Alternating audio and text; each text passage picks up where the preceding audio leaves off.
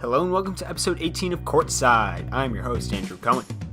Courtside is a podcast dedicated to all things sports.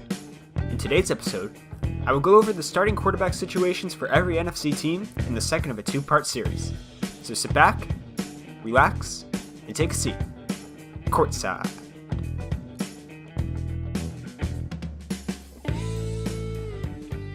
So yesterday, I released part one of this two-part series in which I'm going over the quarterback situation for every NFL team and deciding if it is a good situation or a bad one.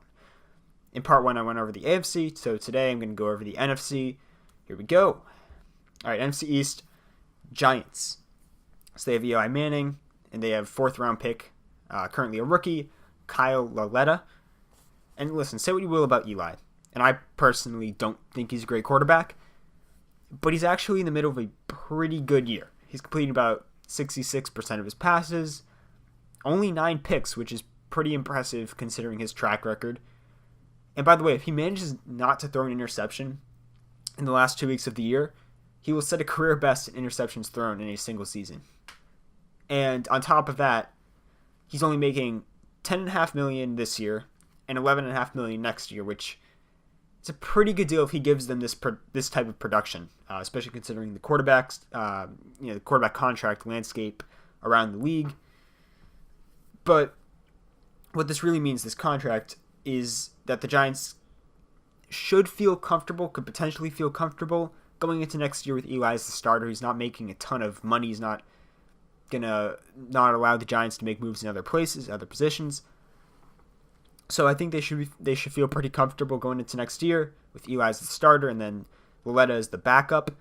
And we'll give Lauletta some time to grow and develop, and it gives Pat Shermer, the coaching staff, some time to assess his talent and see if they think he could be the next quarterback after Eli retires or goes to another team. And if they don't think he's the guy, Eli will give them some time to go and draft the next guy. So overall, good quarterback situation in New York. How about the Eagles? So,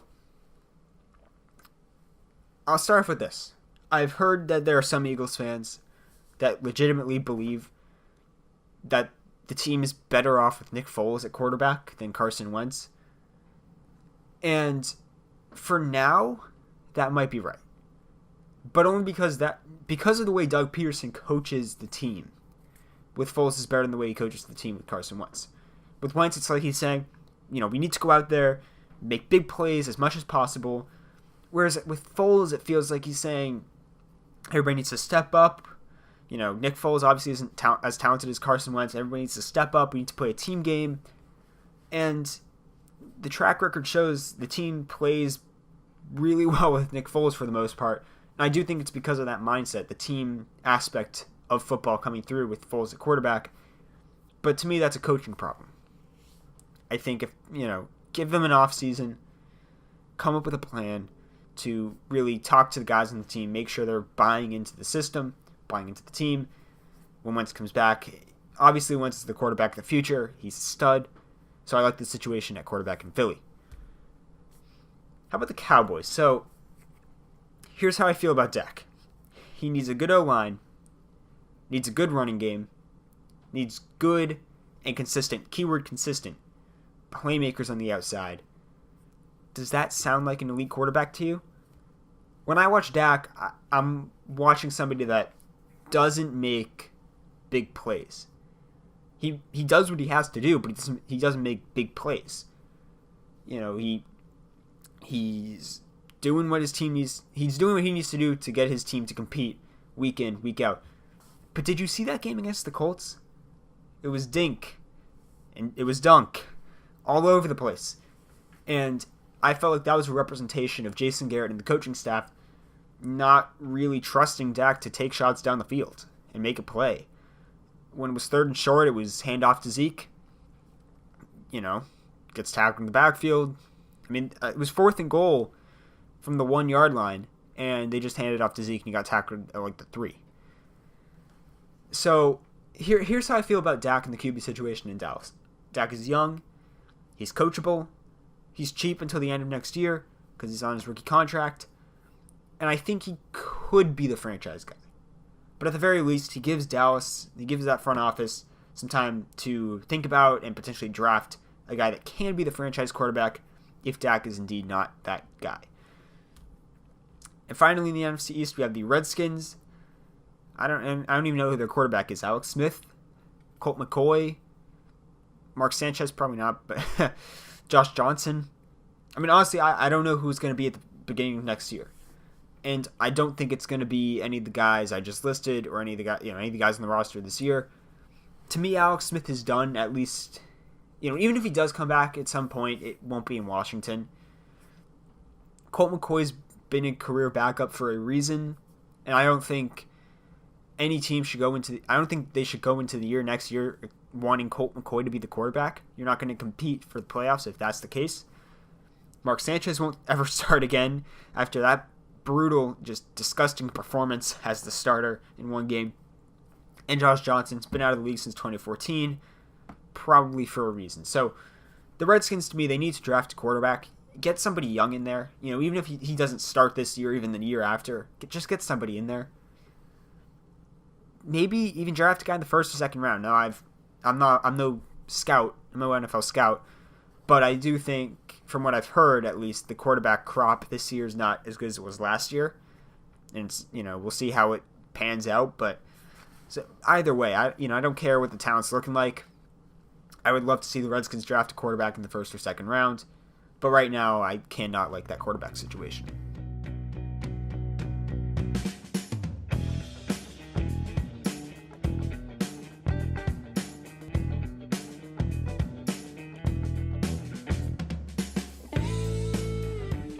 Okay, moving on to the NFC North. We have the Green Bay Packers with Aaron Rodgers. Yeah, obviously this is a good quarterback situation. Rodgers is one of the best quarterbacks in the league over the past decade or so. So there is a coaching problem there. Rodgers and McCarthy they weren't really on the same page at all this year. And to me, Green Bay's next, this is more about the coaching than anything, because obviously Rodgers is talented. Green Bay's next coach needs to be somebody that can, connect and communicate with Aaron Rodgers and be able to work with him. But obviously, this is a good quarterback situation. The Vikings, Kirk Cousins. I think Cousins is a better quarterback than many people are giving him credit for. I've heard some people, when they talk about Cousins and his performance this year, almost looking at him as if he's some slouch, that it's a terrible contract, and for the next 2 years, the Vikings are going to regret it. I don't think that's the case. I think he's still a good quarterback. But let's be honest. I mean, he's not the best in big games. The Vikings are 0-5 this year in games this year against teams currently in the playoff picture. They haven't beaten a playoff team.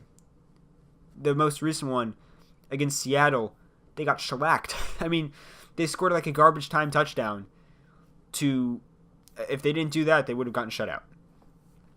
But when the Vikings signed Cousins, it was because in Washington, he dragged teams to solid seasons without really much help.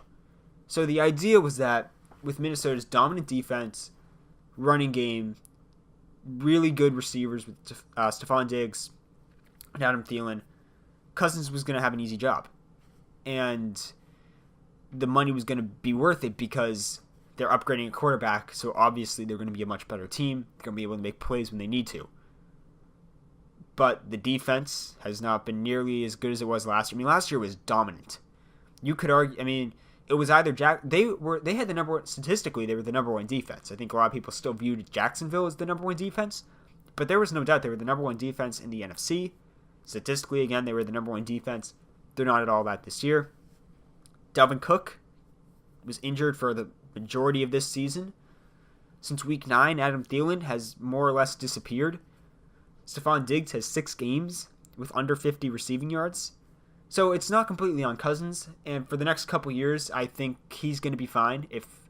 Now, I get it, he needs a lot of talent around him for the team to be extremely successful and to have a chance at winning Super Bowls. But overall, it's a good situation at quarterback. It's not, when I hear these guys talking about him like some bum or some slouch, it pains me to hear that because he's a good quarterback. He's a solid quarterback, slightly overpaid, but he's a good quarterback. I like the situation in Minnesota. All right, the Lions.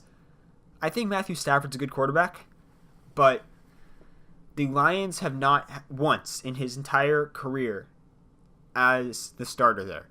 Not once have the Lions not once have they had a complete, or even close to complete for that matter, a complete roster with Stafford as the starter. It hasn't happened. He's under contract for the next 4 years after this one for it's a pretty team-friendly deal compared to other teams and their quarterbacks around the league. To me, if the Lions can add a couple pieces at various positions on the field, Stafford, to me, could be an elite quarterback, could possibly lead his team to the playoffs, even in a tough division with Minnesota, Green Bay, Chicago. I like the situation overall in Detroit. And back to what I said about needing a complete roster, they drafted Kerryon Johnson, who's looking really good. I didn't like them trading away Golden Tate mid-season because at that point they were still in the playoff race, and I was not a big fan of that move, and they didn't really get much for him. Defensively, they've taken a step back this year. Offensive line has never been good once. I've seen games where he gets sacked time and again, and he's bruised at the end of the year. After every game, he's bruised, he's bleeding, and it stinks because it's not his fault all the time. So, moving on to the Chicago Bears with Mitchell Trubisky. I can understand if you're not that high on Trubisky, but he's actually had some really good, solid games this year. And even though, yeah, Chicago's a team clearly based on its defense, it's built around the defense. I mean, I think like their top, if you go through their top, 5 to 10 players, they're all on defense. But even though the team has a strong defense, I give Trubisky a lot of credit for the team's 10-4 record. He isn't afraid to throw the ball down the field, which I like. He can make plays with his legs. He can make plays outside the pocket. The one thing I would say is he definitely has a tendency to run a little bit too much when he's outside of the pocket. Right? He bails on plays probably a little bit too early. But I think as he gets older and matures as a quarterback, he'll become smarter when it comes to making those types of decisions and making those plays outside the pocket. Bears have a solid QB situation, in my opinion.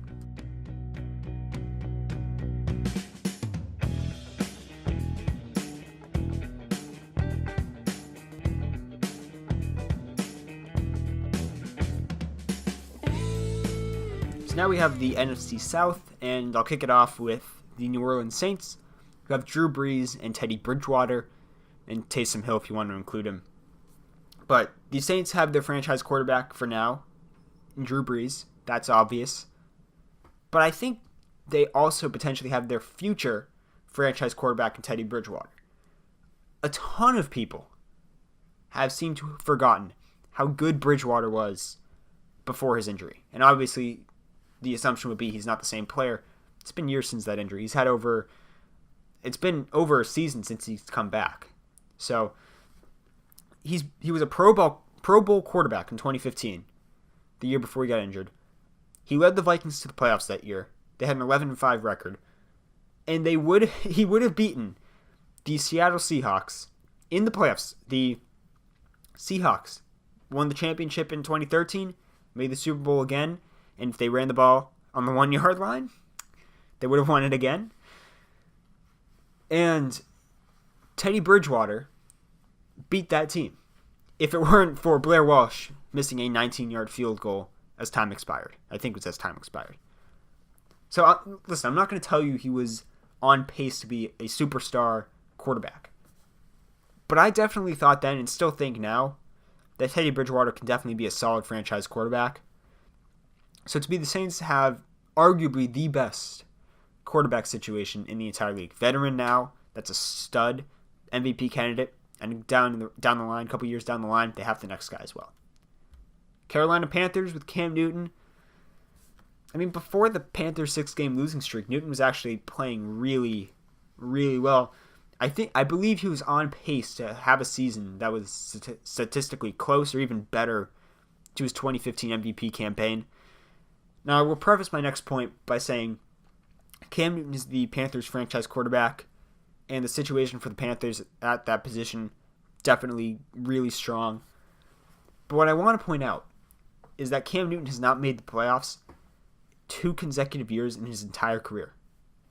I'm just saying. Now, again, there's no doubt in my mind that he's not he's a legit franchise quarterback, is what I'm trying to say. If he got some more talent at receiver, I mean, the number one receiver there is Devin Funchess. A number 2 or 3 at best on a Super Bowl caliber team. If he could have a consistently healthy tight end position, Greg Olsen, past couple years, is continuously hurting his foot. So if he had those two things, a better receiving core, more consistent tight end, I would see him as one of the more elite quarterbacks in the league, I think. Atlanta Falcons, Matt Ryan. So yeah, I mean, the Falcons have had an extremely disappointing year. But I think that has more to do with the injuries, the weak defense, and their defense has been injury-riddled all year. I mean, they lost both their starting safeties for the entire year. They lost their strong safety in week 1 with like a torn ACL or MCL. They lost their starting free safety, in September as well for the entire year. Star middle linebacker Deion Jones was out for half the season, from week 1 to week 9 or something. Their offensive line is beat up. Their star running back Devontae Freeman's been out basically the entire year. Then you have Tevin Coleman, who everyone thought was going to be a really solid running back, especially in the contract year. He disappointed. He didn't produce at all to the production he was expected to produce. Their offensive coordinator, Steve Sarkisian, he's no Kyle Shanahan. He's going to be fired after this year, I would expect. So I honestly don't blame Ryan for the Falcons' disappointing year. I mean, listen to these stats. He's completing about 70% of his passes, 30 touchdowns, only 6 interceptions, and he's passed for at least 250 yards in all but 2 games this year. And one of them was this past week against Arizona, where he didn't have to throw for 250 yards because the score was 50-0 after 2 minutes. Obviously, he's a great franchise quarterback, and I like the Falcons' QB situation for the next few years as long as he's there. And finally, the Tampa Bay Buccaneers. Jameis Winston, Ryan Fitzpatrick, it seems to switch every week as far as who's the starter. Well, let's talk about Winston. I think a lot of his struggles have a lot to do with the head coach, Dirk Cutter. I said at the beginning of the year I don't like Dirk Cutter. I never have, never will. And I expect, and honestly, I hope, for the sake of the entire Bucs roster, that Cutter will be fired after the year. I mean, he's switching quarterbacks week after week. He can't seem to make up his mind. So next year to me, with a new coach, that's going to be Winston's last chance as the starter in Tampa to prove he can be the franchise quarterback there. I don't think he's proved it yet. The problem is that he's going to make $20 million. And it's tough to tell how effective he'll be. And if he were not a former first overall pick, and I was the GM of that team, I would have cut him. I mean, I would cut him before the year. I mean, that salary that's a lot of money to pay for a guy you have no idea what type of production he'll give you. So overall, I can't like the quarterback situation in Tampa until they draft another guy or sign another young player to compete with Winston, or Winston proves he can be a franchise quarterback.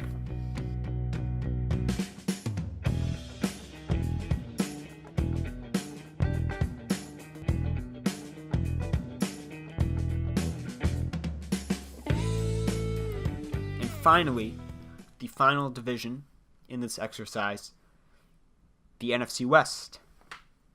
And I'll lead off with the Seattle Seahawks with Russell Wilson. And this year, the Seahawks, they've taken a run-first approach. Because with the lack of talent on the outside, and the injuries to Doug Baldwin and such, as well as the great talent they have at running back and the great depth, as well as the good run blockers they have on the offensive line, it just made sense. As talented of a guy as Russell Wilson is, it just made sense to take a run-first approach. But it doesn't mean Russell Wilson has not been an elite quarterback this year. 66% completion percentage, 31 touchdowns, only 6 picks. And by the way, helping lead the worst roster he's been a part of in his entire career. Helping that roster make the playoffs in the NFC. Obviously, it's a great quarterback situation. I didn't realize this. He's what? I think he's 29, 30 years old. I mean, it seems like just yesterday he was a young up-and-coming quarterback, but he'll be there for the next several years in that situation there for the Seahawks is really, really good. Okay, next up, we have Jared Goff for the Los Angeles Rams. Now, I personally am one of those guys that thinks Goff's success, whether it be this year or last year, I think it's largely been in part to the system under Sean McVay that he's in. But he is throwing the ball more this year than he did last year.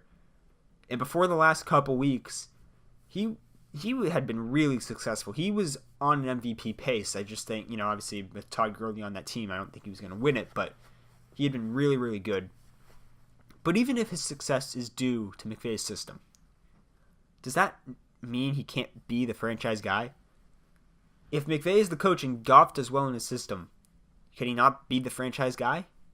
And a bunch of people will argue, I'm not one of these people at all, but a lot of people will argue that Tom Brady is a system quarterback and that it's Bill Belichick's system that has made Brady successful. Again, I'm not at all in that camp.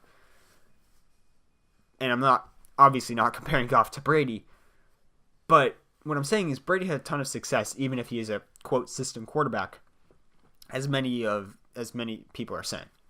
So if Goff's a system quarterback and he's in the system that works for him, he's the franchise guy. He can be a franchise guy.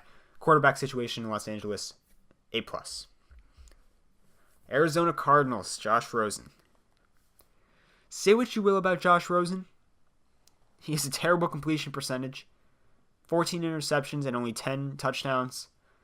He's only passed for over 250 yards once. He isn't really ever throwing the ball down the field for the most part. And to me, he is looking like the worst quarterback drafted in the first round of the 2018 NFL Draft. But with all that being said, if the Cardinals could get their scheme together, because I do think a lot of Rosen's struggles have had to do with the scheme there, and I do not like what Steve Wilkes is doing. But if the Cardinals can get their scheme together, Rosen he has the potential to be at least a solid quarterback, potentially a franchise guy. No matter what, though, the Cardinals drafted a quarterback in the first round that they believe can be their franchise guy, constituting what I believe to be a good quarterback situation. And finally, we have the San Francisco 49ers with Jimmy Garoppolo, and if you want to add in there, CJ Beathard and Nick Mullins. So when Garoppolo comes back from his ACL, whenever that is, he's going to reclaim his spot as the franchise quarterback of the San Francisco 49ers. That's fairly obvious to me. Now, at the beginning of the year, in my NFL preview, I talked about Jimmy G. And here's what I said. I said, he's the real deal. And he has the potential to be an amazing quarterback. Top 10 quarterback in this league. But I also said, when I'm looking back at his first season with the 49ers, where he went 5-0 in 5 starts. I said 3 of those wins came against the 5-11 Bears, the injury-riddled, I think, finished 4-12 Texans, and the Rams in Week 17, who rested all of their starters. They didn't even see the field. I also mentioned 6 touchdowns to 5 picks in those games. That's not that great. And you can chalk that up to youth if you want. You can chalk it up to being in a new system, whatever the case may be. The touchdown to interception ratio, But overall, Garoppolo is going to be a good quarterback. And Kyle Shanahan has a really good system. We saw it with Atlanta in 2016. Helped Matt Ryan win the MVP. Led them to the Super Bowl. Led them to a 28-3 lead in the third quarter before the Patriots came back. But, again, I think Garoppolo is going to be a really good quarterback. I really love the situation there in San Francisco. But I will say this. Don't be shocked if Jimmy G struggles when he comes back next year. And when he does, don't be one of those people going after him, talking about he's not the guy.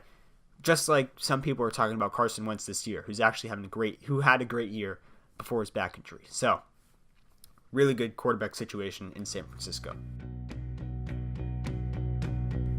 Thank you guys so much for tuning into this edition of Courtside. Join me tomorrow, where I'm going to reflect upon the quarterback situations around the league, as well as analyze the Pro Bowl rosters and talk about the biggest snubs. And remember to subscribe to the podcast wherever you may be listening, and follow the podcast on Twitter. Link will be in the description. Signing off, this is Andrew Cohen. I will see you next time.